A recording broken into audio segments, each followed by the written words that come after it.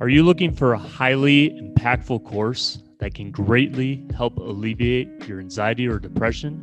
Stay tuned for this episode of Spirit Lift. Life throws us daily challenges. Living with depression or anxiety can strip us of our joy. At Spirit Lift, our goal is to provide helpful insight to make your life's journey easier. Welcome to Spirit Lift, a journey to a better you. Before we get started in this episode of Spirit Lift, if you enjoy the content, please consider giving us a thumbs up. And if you want to be informed each and every time we upload new episodes on themes that we are passionate to share with you, such as spirituality, health and nutrition, motivational and inspirational videos, then please remember to subscribe to the channel and, very importantly, hit the notification bell down below, as this will directly inform you the moment each new episode is uploaded. Lastly, please consider commenting throughout this episode, as your feedback helps let us know how we can continue creating valuable content for you. Dr. Howick, please explain to our audience how the Dr. U 8-week happiness and well-being course is worth people's time and energy if they are looking for multiple effective methods to curb either their anxiety or depression. The answer is really simple, Devin. I mean, just like these mobile phones are fantastic, amazing technologies, the computers inside these little tiny things are more powerful than the computers inside the first planes that crossed the Atlantic. But if you don't plug it in, it doesn't work. And the problem is nowadays, we're so focused on doing stuff and getting more done, which is all great. We forget to plug ourselves in, and we also seek to cure ourselves with the outside stuff like drugs and all that, drugs and so on, which is all necessary. Sometimes we've forgotten the inner technology. So this Dr. U 8-week happiness and well-being course is about techniques that you can use to basically plug yourself in and recharge yourself and activate that amazing, truly amazing inner technology that you have inside your body. Yeah, I mean, and I think so many people, Dr. are so interested to learn more about this and really get engaged in something that they can really start today to feel better about themselves, because there's a lot of things that we are inundated with daily, as you mentioned, that just really take our attention away from, who we are inside, that can make us feel good about, what we are. But it all starts with us. And I think, your course can really, really help so many people who are looking for very, very effective ways to feel better about their state of being, who they are, what they want to accomplish, everything. And it's a very practical course as well that just can, bring out the best in everyone. They really apply themselves, right? And, it's a pleasure to have you again on Spirit Lift. And, almost a year later, we're filming this in 2021, a little bit of a year over now with the COVID-19 pandemic.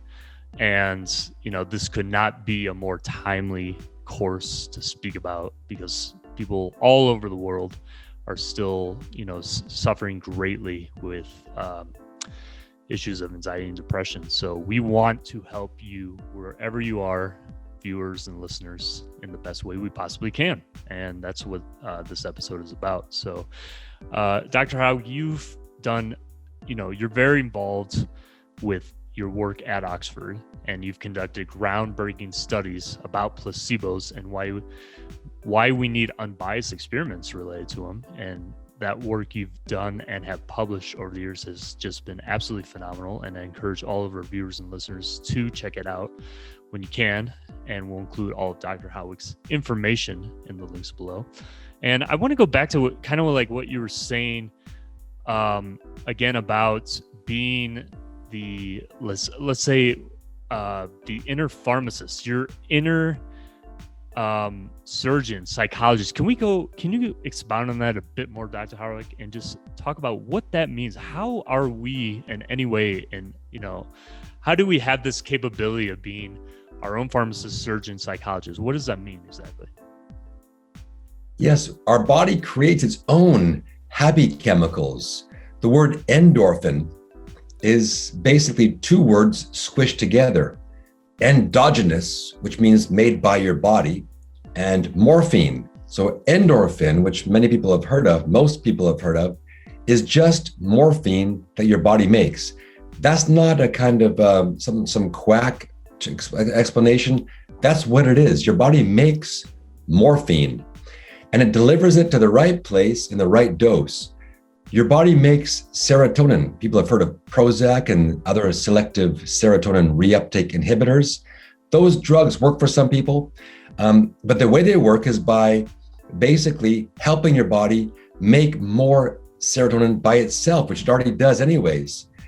People have heard of oxytocin. They call it the kind of hug chemical and some of the hug hormone. Your body makes that. Your body makes dopamine. And these things are all drugs that people will take externally. So people take drugs like cocaine. All cocaine does is cause your body to make more of its own natural dopamine. So your body is a pharmacy, a phenomenal pharmacy.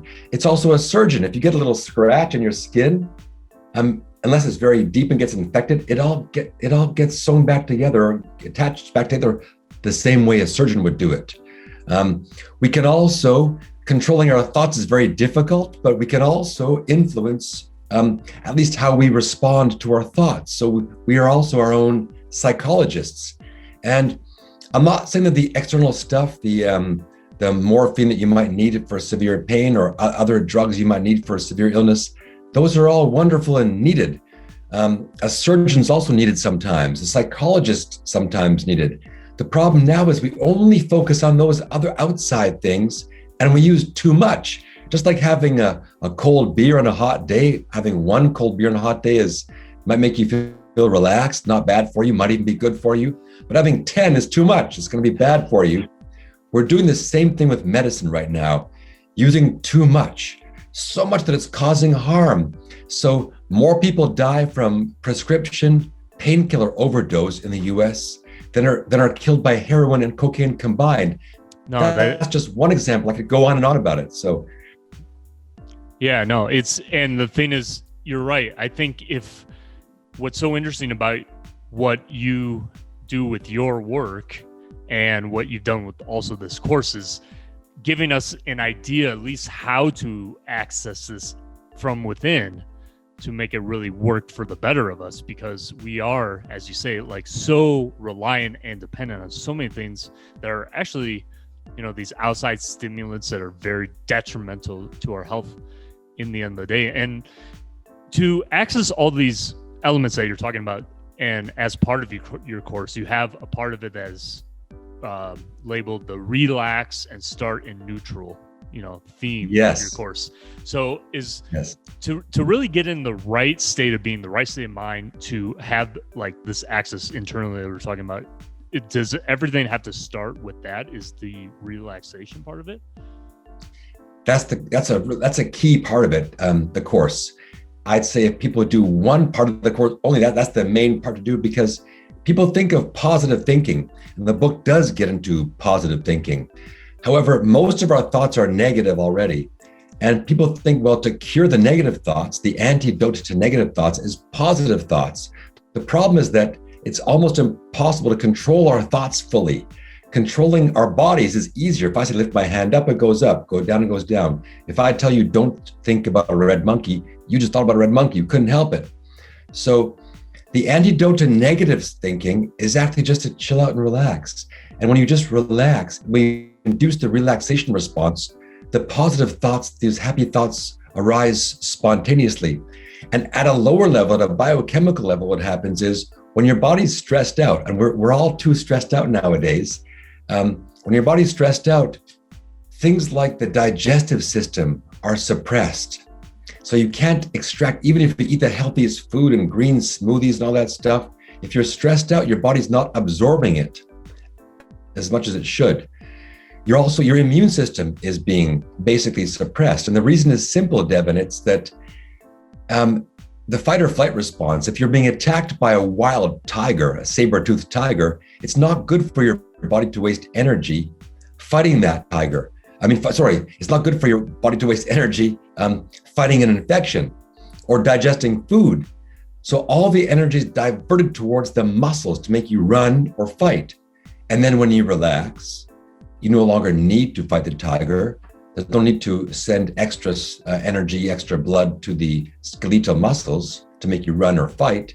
Then you can relax, and your body spontaneously, the immune system gets a little boost. The digestive system starts to work, which is why the relaxation response is sometimes called the feed and breed response, because the same thing applies to romantic stuff. I don't know what your audience is, if I should use the different terms or not, but I mean, let's say you're having a hot date and all of a sudden you get scared by a wolf.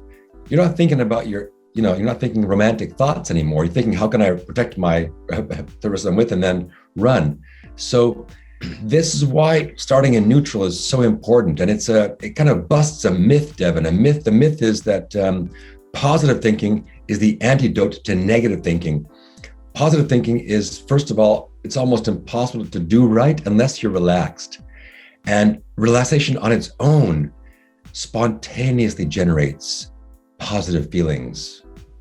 And the book gives you concrete tools for how to activate this relaxation response, as it's called, in literally no time at all. And how do I do it in no time at all? It's not magic. Well, because some tools you can use while you're doing other stuff. So there's a breathing technique I teach where you just slow down your breath in a very specific way. And you can do that while you're working. You can do it right now while you're listening to me. And some other tools will only take a minute. So it gives you some concrete tools you can use immediately. Of course, it's better to do it for longer. And I also provide information about how to do it for longer. And I've got some detailed information about that. But it's like exercise. If you do exercise even a little bit, it's better than nothing. But if you want to get very good at it, you got to do more. So the same thing with activating or inducing the relaxation response.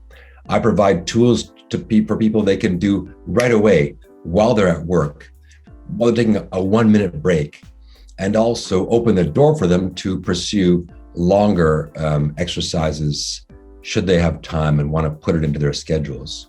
I think that's what's so important about your particular course is that, because people in general feel like they have no time. They usually approach ways to feel better about themselves or want to get better for themselves when they've already accumulated ton of time and energy of being already in a situation of depression or of anxiety, right? It's so they go up and up and up a mountain of,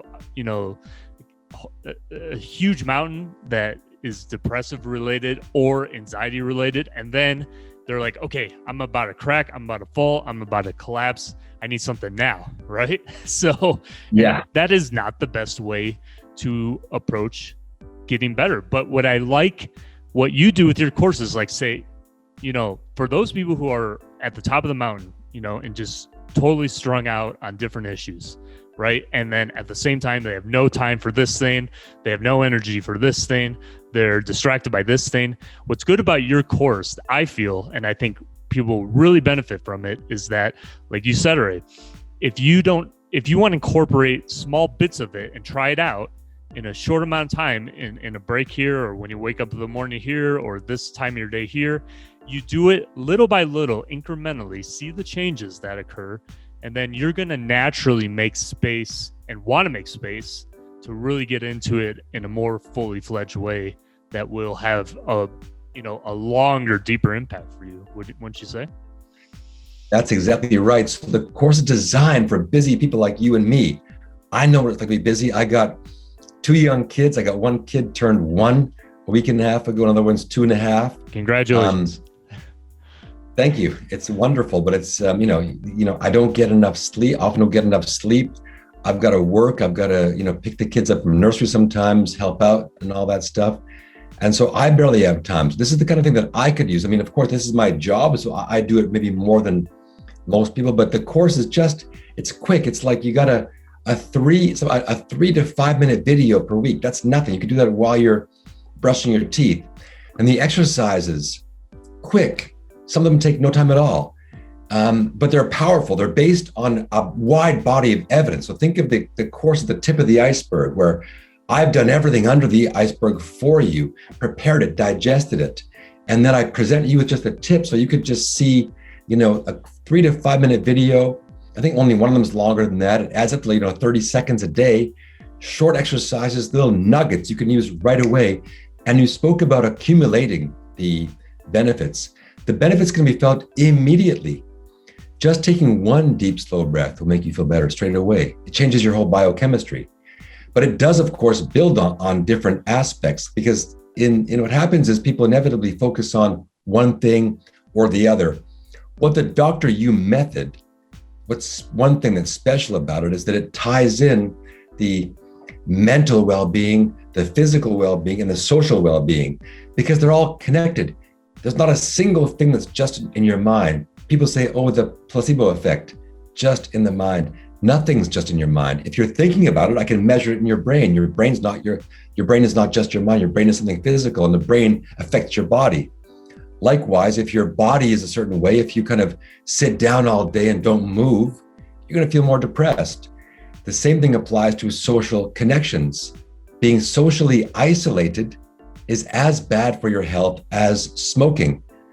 Both smokers and those who are socially isolated live 5 years less than those who have strong social connections. But what if, sorry, I don't mean to interrupt you, Dr. Howick. What if you're naturally a hardcore introvert and that's just part of your nature to want to be alone, have your pets possibly, I don't know, but you just want it, you're more comfortable with being alone and by yourself. However, and let's just say most of your life is based on that, and you are just the person who's the lone wolf and leave me alone, but at the same time you face a lot of depressive and anxious tendencies. The course would still be right for those people, do you think, right? If they're really dealing with it? Absolutely. So first of all, I'm also classified as an introvert in the Myers-Briggs test. Oh, wow. People don't believe me because I love giving, I love teaching, I love kind of connecting to people. But actually, for me to do that, I've got to I got to boost myself up. And then if I do it too long, I feel drained. So when people say that someone's an introvert, it's relatively. It doesn't mean they always want to be on their own or they don't want to have any friends. It means that compared to an extrovert, they don't need that always to be around people. So I've got some friends that always got to go from one thing to the other with people. I've got to kind of recharge being on my own. So, but I still need connections. So even so-called introverts still need connections. They just don't need it as much. I'm sure there's the odd person who wants to live in a cave in the Himalayas by themselves for years. That's a very rare exception. I don't think that's what you're talking about. But even for those people who are kind of a real lone wolf, don't like other people. Let's say that's completely true. Even if that were true, they can still benefit from the relaxation exercises, from the positive thinking exercises, from the avoiding negative thinking exercises, which is more important, and the gratitude exercises, the altruism, because altruism is I think for me the most powerful way to use the power of social connections, because an altruistic act, if I do something nice for somebody else, I'm connecting with them and I feel good because I'm doing something nice for them. I feel better if I do it for truly altruistic reasons. They've done experiments where they've shown that if someone does something nice for someone else for self-development, they still get a health benefit, but the benefit won't be as big as it is if they do it for truly, as far as possible, for the other person themselves. I think, sorry to interrupt you there, Dr. Howick. I just wanted to, all the time.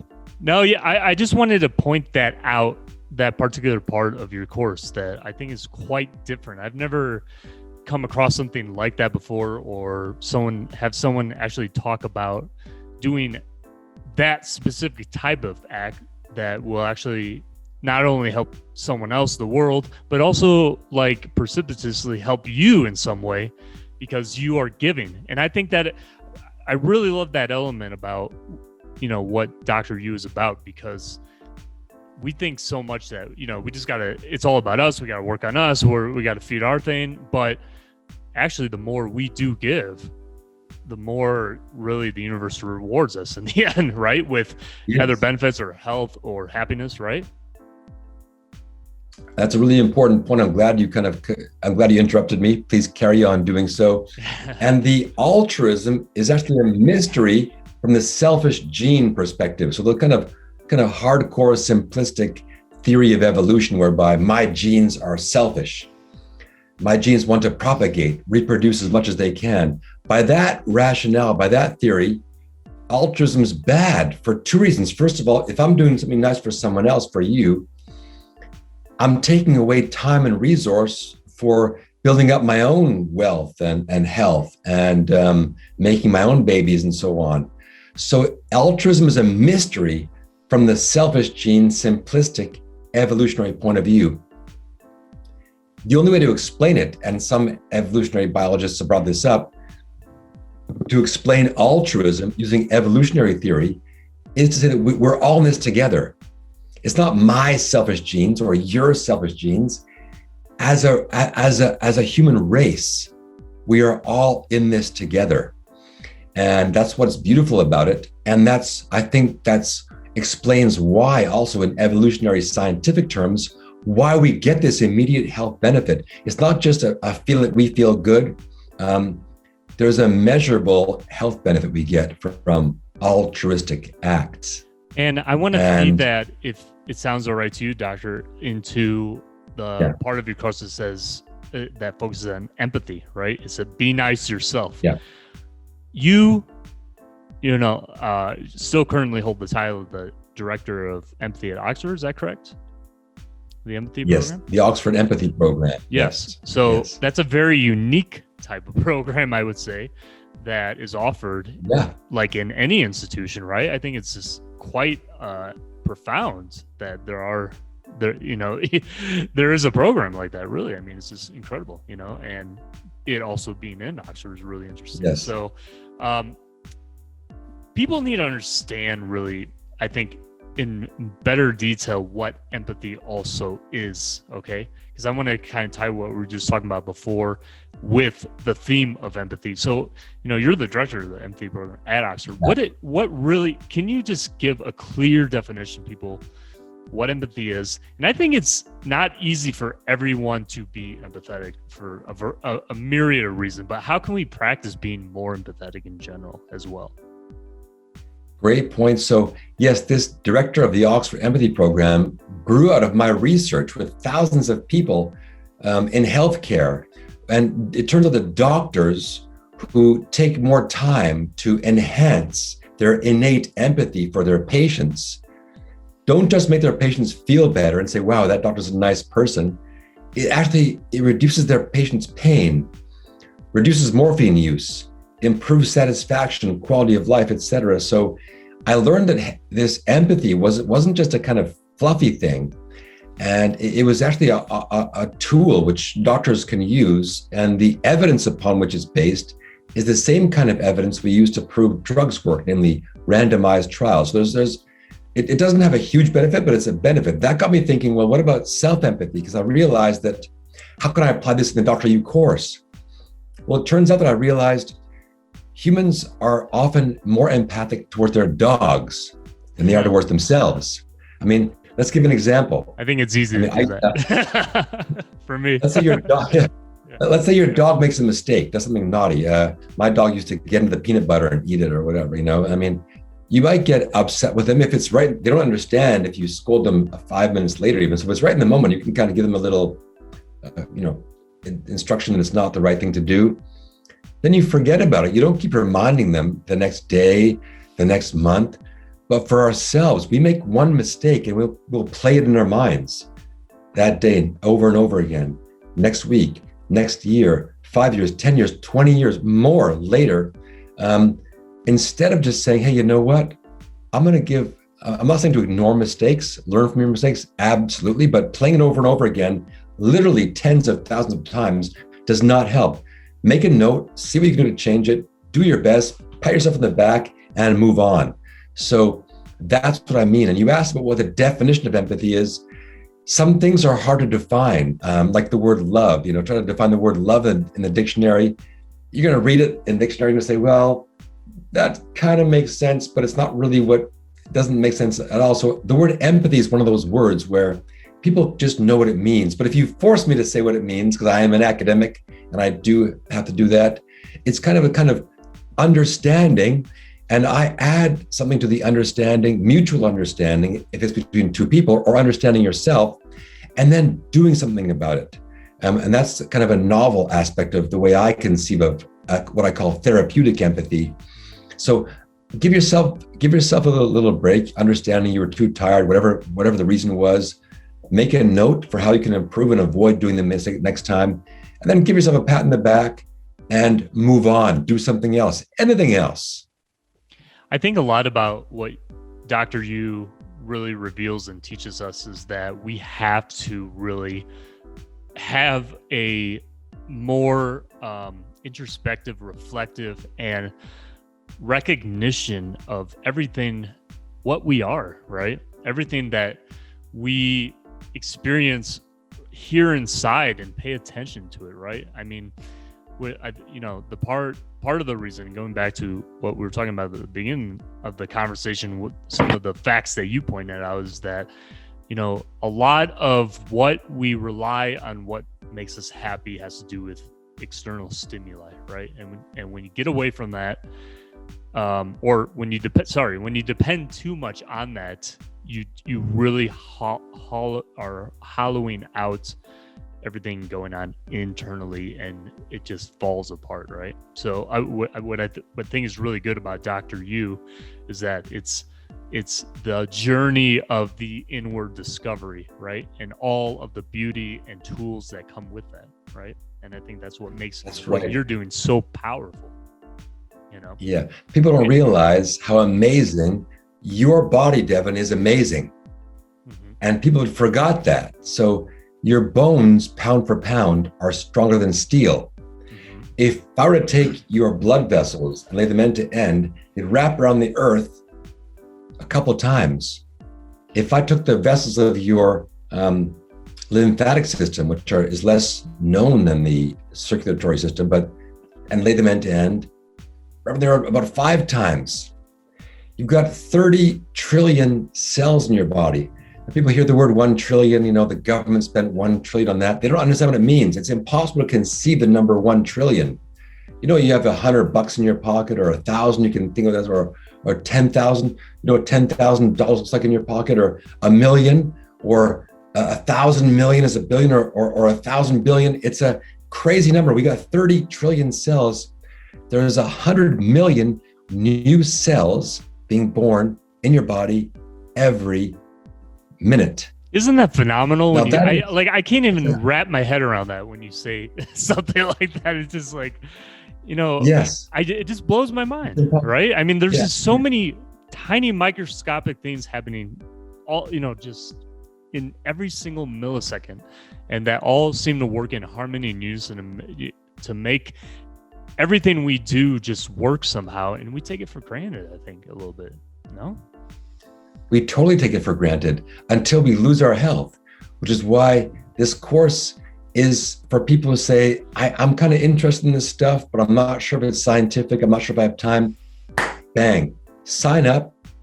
You'll see you have time. It's so short, and we take it for granted. Every one of those 30 trillion cells can communicate with other cells, can replicate, almost all of them replicate, can digest, takes in food, gives out waste products. It's completely amazing. And think of this, what's even more amazing, when we were conceived, Devin, when you were conceived, when your audience, every member of your audience was conceived, they were one single cell, just one, that you couldn't even see. So teeny tiny, could fit on the head of a pin. And that single cell, which you couldn't even see, miraculous, had enough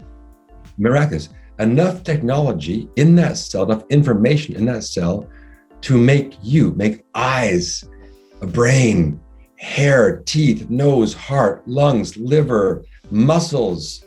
I mean, think of it. It's completely incredible. And unfortunately, this kind of consumerist society teaches us to, don't get me wrong, I'm not against consuming stuff. I like nice stuff too, but when it's a matter of too much focus on this consumerism where we feel dissatisfied inside. I don't have enough. I got to buy something outside myself to make myself happy. You buy it and you're happy for a minute, then you get depressed. The inner technology we have is incredible. And this course is the key to, you don't need the course. You already have it. The course just opens the door for you to experience it level and some kind of cool tools that you can integrate into your daily life that will kind of boost that inner technology. And again, I like the point you just made before about, okay, it's not all about the consumerism, et cetera, but an important point that I think it's about the balance, right? I mean, yeah, we can like nice things. We can like to, buy this thing or that thing or have pleasures in certain ways of things as well. But really, in the end of the day, it's about the recognition of the balance of what we do. I mean, the hitting the balance of, external things, internal things, dynamics of different things. I mean, going to the fringes of whatever the situation is will always throw us out of whack, right? And especially viewers and listeners, if anyone's dealing with anxiety or depression, and I've said this in other episodes, do not wait till the last minute to do something for yourself to get better. Please do something that, catch yourself now, start doing something that will help you right now and incrementally over time, and you will be, much happier with that. This course will help you for sure. And yes. Doctor, I have a question regarding the part of your course where you are touching on deep roots of change. Okay, what does that have to deal with specifically, and and also in helping us? What does that mean? Going behind the deep, change with certain exercises. What are you referring to with that?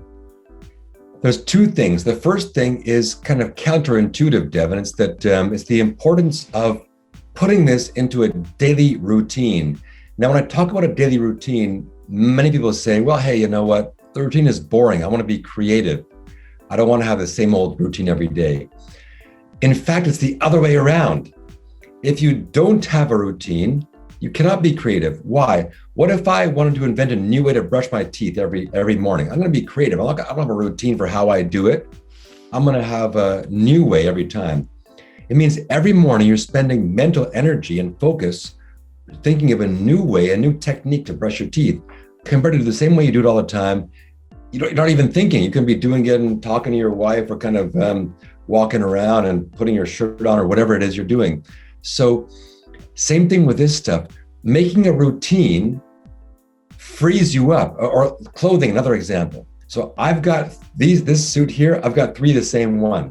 Mm-hmm. I wear it for every work day. Mm-hmm. I don't think what I gotta wear. If every day I have to spend too much energy, what should I wear? What shouldn't I wear? That's energy sucked up for things I could be doing to express my creativity, do better at work, give my wife and kids more quality time. So to make a deeper change, you got to put this stuff into a routine that you make don't be kind of hard on yourself again. That's unempathic, but as strict as you can. That's one aspect of the deep roots of change. The other one is the course teaches you quick techniques. They open the door so you can feel the benefit right away. It's as if someone introduces you to the gym. You might go a few minutes one time, but you might start to love it.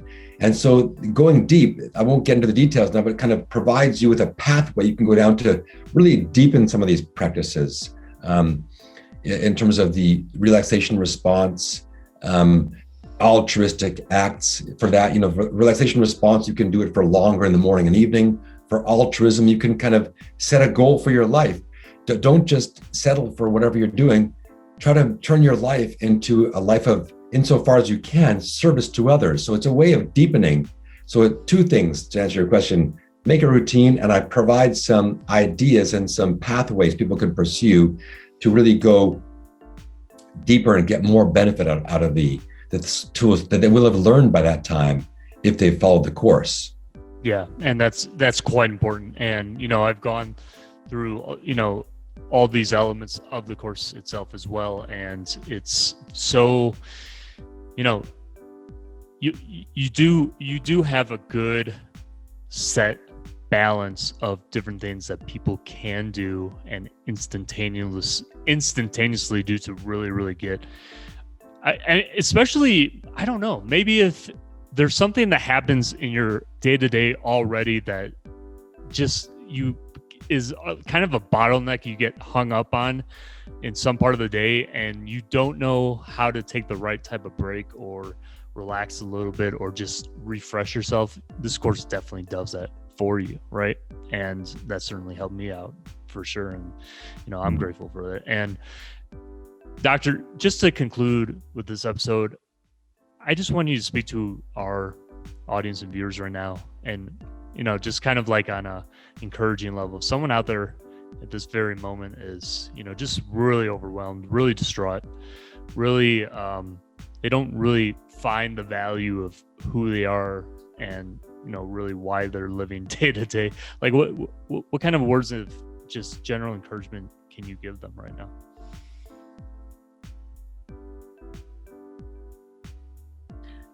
I would say that my heart sincerely goes out to you, that it might be hard to believe since I'm being interviewed by Devin. It looked like kind of someone who has something to offer, but I've been there too. And you are absolutely not alone. You're a beautiful human being, no matter what's happened, what you've done, and reach out to anyone, to someone, people, more than one person, because there is help for you. It can get better. It will get better. That's my heartfelt, sincerest wish for anybody out there who is feeling like they're facing a huge mountain ahead of them. Don't look at the top of the mountain. Reach out for help. Take one step at a time. That's great. That is really positive. And I really encourage all of our viewers, just do the very best you can today. You are special, and just take everything incrementally, one day at a time, always. Dr. Howick, it was such a pleasure to have you back on Spearlift, and we thank you so much for your time. And where can more people find out about you in general, your work, your teachings, everything? Where can they find out everything about you? www.jeremyhowick.com has pretty much has information there, free resources, links to all my social media, links to the 8-week course, which I think you'll provide as well, and contact details as well. I mean, individual contact, I get so many emails, it's hard to respond. I try my best, but it's impossible sometimes. But if it's via social media, it's almost 100% chance that I'll kind of get back to you if you send me a message or via social media. Excellent. We will include all of your information as far as your website and your socials, Dr. Howick, in our links, in our pins. So all of you viewers who are interested in knowing more about all of Dr. Howick's work, please check him out. And as well, for the Dr. U course, I encourage anyone who's really, really dealing with any anxiety, any depressive related issues, this course, if you really, really take the time and implement it and start today on the very practical things that can really help you, it won't take a lot of your time, but again, doing a little bit every day and building up will make you feel so much better. Just take it one day at a time, 1 week later, after that, a month, a year, and you're just going to be a completely different person. We're going to include down in the description as well, and also in the comments and pins, a special discount with the code SPEARLIFT for the Dr. U course. So, if you're interested, please click on that and you can sign up for it, purchase it, and you can do it at any time you want. Okay. So, I think this is just an incredibly important and powerful and impactful course. And again, Dr. Howick, thank you so much. Thank you for the work you do. And thank you for really helping and impacting a lot of people's lives. It's a great pleasure talking to you, Devin, as always. Thank you for having me. Thank you so much. And we'll see you all, viewers and listeners, on the next episode of Spearlift. Take care, everyone.